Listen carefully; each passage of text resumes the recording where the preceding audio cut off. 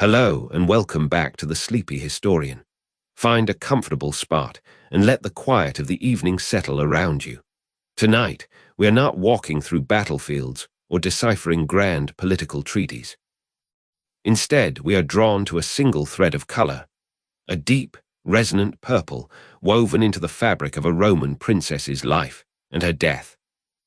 Did you know that a color we have come to associate with absolute power and imperial majesty might have been, for a brief, strange time in Rome, the mandatory color of grief?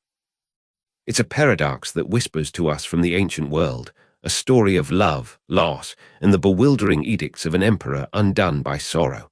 So take a slow, deep breath, dim the lights, and let us travel back to the heart of an empire to uncover the mystery of the purple stola, a garment of imperial grief. The air in Rome, in the year 37 of the Common Era, was thick with a nervous kind of hope. The reign of the dour and reclusive Tiberius was over, and a new sun had risen over the seven hills. Gaius Caesar Augustus Germanicus, known to the world by his childhood nickname, Caligula, was emperor. He was young, charismatic, and initially beloved. He was the son of the heroic general Germanicus, a figure of immense popularity, and the people saw in him a return to the golden age of Augustus. The early days of his reign were marked by lavish games, generous public spending, and a sense of vibrant renewal.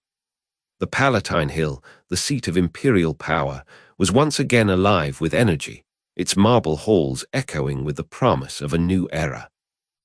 At the very center of this glittering court was a relationship of unusual, and to some, unsettling intensity. It was the bond between Caligula and his three sisters, Agrippina the Younger, Julia Livilla, and his absolute favorite, Julia Drusilla. Of the three, Drusilla was his confidant, his shadow, his declared equal.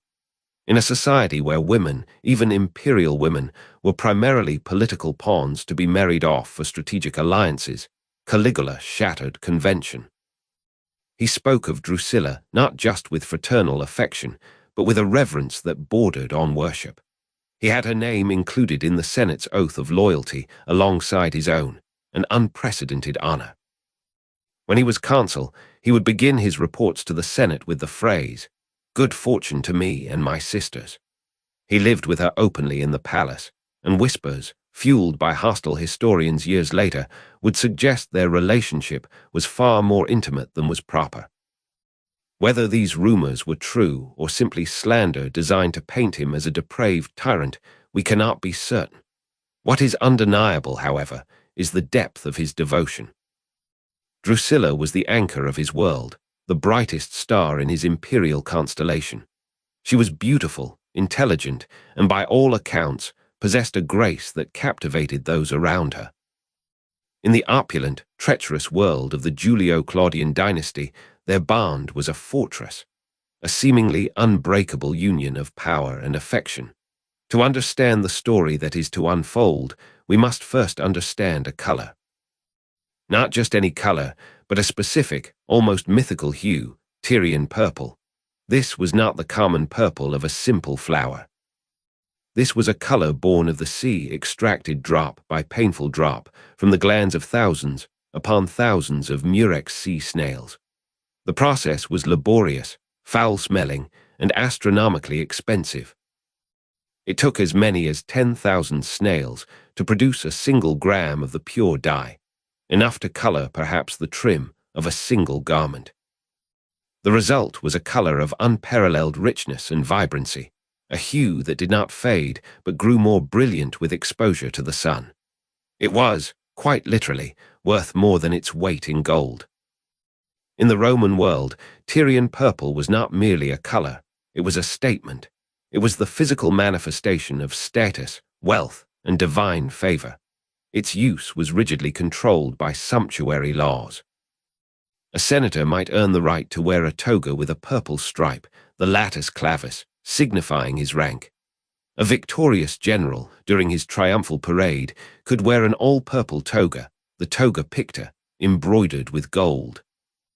But the solid, unadulterated purple of the imperial family was something else entirely. It was the color of the emperor, a visual link to the guards themselves, a declaration that the wearer stood at the apex of the mortal world. To wear it without permission was an act of treason. It was the color of life at its most powerful, of triumph at its most glorious. It was the antithesis of death, of sorrow, of the quiet shades of mourning. And then, in the summer of 38, the vibrant heart of the imperial court stopped beating. Julia Drusilla, only 22 years old, fell gravely ill. A fever took hold of her, and despite the best efforts of the court physicians, she wasted away. Caligula was inconsolable. He never left her side, nursing her with a desperate fervor, praying to every god in the pantheon for her recovery. But the gods were silent. In June, she died. The fortress of their band had been breached, and the emperor's world collapsed into ruin. Rome had seen emperors grieve before, but it had never seen anything like this. Caligula's sorrow was not a private affair. It was a cataclysmic event that he imposed upon the entire empire. He was a man whose every emotion was now magnified to the scale of the state, and his grief became a terrifying, all-consuming force. The historian Suetonius tells us he fled Rome in a mad daze, wandering aimlessly through the Italian countryside, letting his hair and beard grow long, wailing his sister's name to the empty sky. He had lost his anchor, and the ship of state was now adrift on the sea of his personal despair. The sun that had risen so brightly over Rome just a year before was now eclipsed by a profound and terrible darkness. Upon his return to the city, Caligula's grief was codified into law. He declared a period of public mourning, a justitium that was stricter and more absolute than any that had come before, even for the revered Augustus. All public business ceased. The law courts were closed. He made it a capital crime for anyone to laugh, to bathe, to dine with their parents, spouse, or children. The entire social fabric of Rome was to be frozen in a state of suspended animation, a reflection of the emperor's own shattered heart. He ordered that Drusilla be deified, a posthumous honor previously reserved for emperors. She was to be worshipped as a goddess, with her own temple, her own priests, and a new divine name, Diva Drusilla. A golden statue of her was to be placed in the Senate House, another in the Temple of Venus. She was to be the patron goddess of Rome, her birthday a public festival. It was an extraordinary series of acts, elevating a woman to a divine status that was, until then, unheard of. And amidst these decrees came the strangest one of all. It was an order concerning the attire of Roman women. During this period of profound national sorrow, they were forbidden from wearing gold or multicolored garments. Instead, they were to dress in mourning. And the color he specified, according to our sources, was purple. This is the heart of our mystery. Why would an emperor, in the depths of a grief so profound it bordered on madness, command the women of his empire to wear the very color of triumph and life as a symbol of their mourning? It was a paradox that must have confused and unsettled the Roman populace. The color of joy was now the uniform of sorrow. The symbol of ultimate power was now the emblem of ultimate loss. To unravel this, we must step into the mind of Caligula, a place where logic, grief, and absolute power collided. Let us explore the possibilities, the whispers of intention behind this strange decree. The first theory, and perhaps the most dramatic, is that this was an act of profound and deliberate subversion. Caligula, in his anguish, may have come to despise the very symbols of his own power. What good was the imperial purple, the color of his supreme authority, if it could not save the one person he loved most? By forcing the women of Rome to wear this color as a sign of mourning, he was twisting its meaning. He was taking the ultimate symbol of Roman life and vitality and branding it with death. It was a citywide piece of performance art, a declaration that all the power, all the glory, all the triumphs of Rome were now rendered hollow and meaningless in the face of his loss. Every woman walking through the forum in her purple stola would be a living reminder of this fact. The color of joy would be a constant, public echo of his private pain. It was a way of saying, "My sorrow is so great, it has consumed even the brightest symbol of our empire." This interpretation fits the portrait of Caligula painted by later historians, a man of grand, theatrical, and often cruel gestures, an emperor who delighted in upending tradition and demonstrating the limitless nature of his will. But there is a second, more nuanced possibility. The word for purple in Latin, purpura, encompassed a wide spectrum of shades. The brilliant, reddish purple of Tyrian dye was the most prized, but there were other, more common dyes made from lichens or other shellfish that produced different hues. It is possible that the decree did not refer to the vibrant imperial purple of triumph, but to a darker, more somber shade. Perhaps it was a deep violet, a dusky plum, or a purple so dark it was almost indistinguishable from black, the traditional color of mourning, pullatus.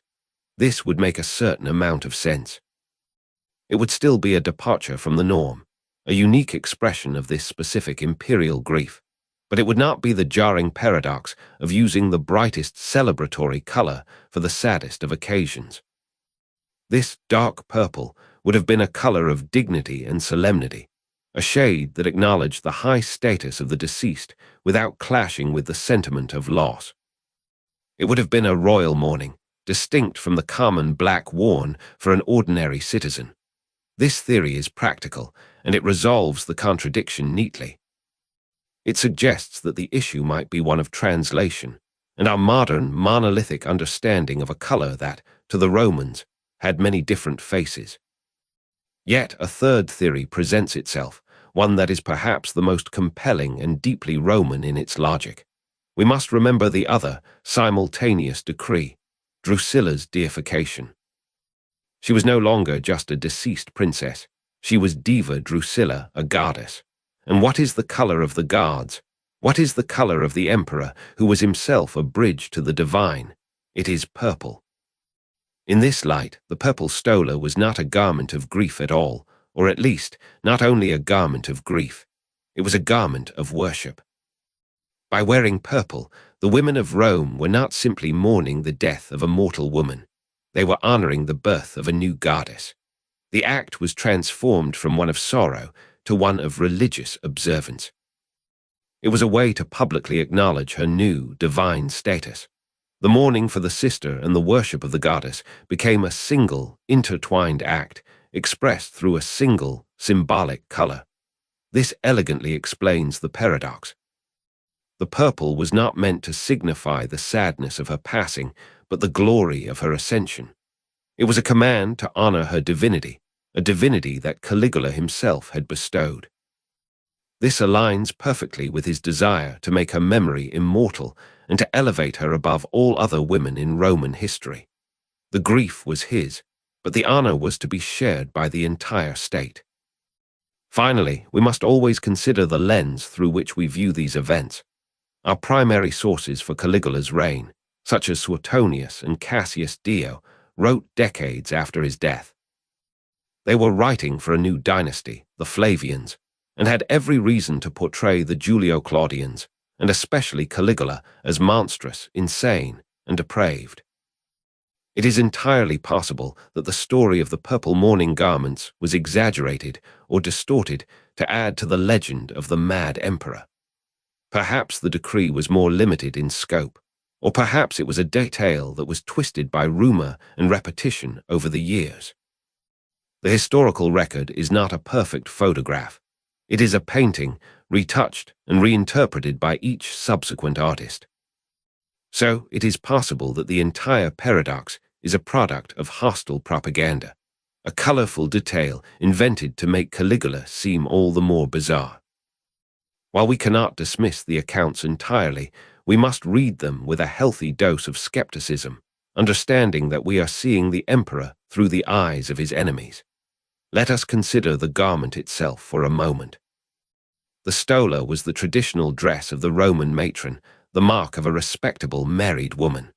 It was a long, draped tunic, typically sleeveless, worn over an undertunic. It was fastened at the shoulders with clasps called fibulae and was usually girdled at the waist and under the bust. It was a garment of modesty and tradition, a symbol of a woman's place within the family and the state. To command that this deeply traditional garment be rendered in a specific and paradoxical color was a profound act. It was an intrusion of the emperor's personal, emotional life into the daily, public identity of every respectable woman in Rome. Imagine the scene. The bustling streets of the city, normally a riot of color, the white togas of citizens, the earthy tones of the common folk, the bright dresses of the wealthy, suddenly muted into a single, solemn sea of purple. It would have been a stunning and deeply unsettling visual spectacle. Every woman became a walking monument to the emperor's grief and his sister's new divinity. The city itself was forced to perform his mourning alongside him, a silent, synchronized expression of a loss that had become state policy. What, then, was the legacy of this strange and somber fashion? It appears to have been fleeting. Once the period of mourning for Drusilla was over, the sumptuary laws regarding purple likely returned to their previous state. The color reverted to its primary meaning, the symbol of imperial power, triumph, and the divine. There is no evidence to suggest that purple ever became a recurring color of mourning in Roman society. It was a unique, temporary phenomenon, inextricably linked to the specific grief of a specific emperor for his specific sister. It did not permanently alter the Roman color symbol lexicon, but it remains a fascinating historical footnote, a moment when the established order of things was turned upside down by the force of a single man's emotions. It serves as a powerful reminder of the nature of absolute power in Rome, where the personal whims and sorrows of the emperor could become the law of the land, capable of reshaping reality itself, even if only for a short time. The purple stola was a testament to a love that transgressed boundaries and a grief that shattered convention. And so, we are left with this beautiful, melancholic image. A Roman princess, dead too soon, and an emperor who tried to command an entire city to feel his pain. Was the purple stola a garment of grief? The answer is not a simple yes or no. It was likely a complex tapestry of meanings, woven together by a mind reeling from loss. It was a subversion of power, a symbol of divine honor, and a public performance of a very private agony. Perhaps the truest answer is that Caligula, in his sorrow, collapsed all meanings into one. In his world, the glory of the divine and the pain of death were now the same thing, because the object of both was Drusilla. The purple stola was not just a garment of grief, it was the color of Drusilla herself, his sister, his confidant, and now his goddess. A whisper from the past, telling us that even in the grandeur of ancient Rome, the most powerful force of all was not the legion, nor the senate, but the profound and sometimes destructive power of love. Thank you for joining me at the Sleepy Historian. I hope this story has given you something peaceful to ponder. As you drift off to sleep, good night.